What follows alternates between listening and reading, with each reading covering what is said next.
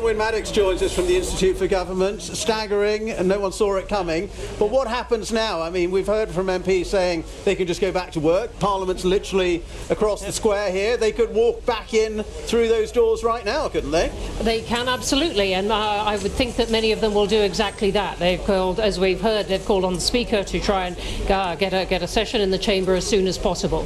So it means that the business of Parliament continues as it was, without interruption. Bills don't die, they just can continue. One of the odd things about this, though, is that the Prime Minister didn't need to do this. He bought himself some time, if you like, free from Parliament's intervention. This doesn't really change what he's trying to do in Brexit. It doesn't change the Brexit timeline so far, but they will, I would think, resume very quickly. And as Clive was just saying, this takes also the longer-term consequences. This takes a very broad sense of the role of Parliament. It says Parliament isn't just there to make laws, it's there to scrutinise government, to challenge it, and it mustn't be frustrated in that role.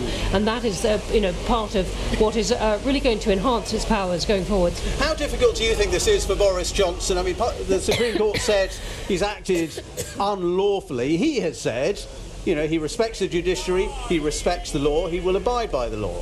So, you know, what happens to him now? A lot of people calling for him to resign, a lot of his opponents saying he should resign. Oh, yes, that's right, sorry. Swallowed some of the drink. I think it's a big blow to his standing.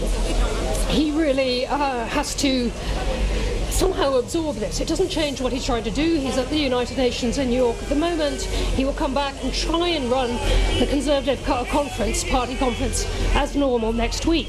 But it's an immense blow to his ability to act as Prime Minister, I think.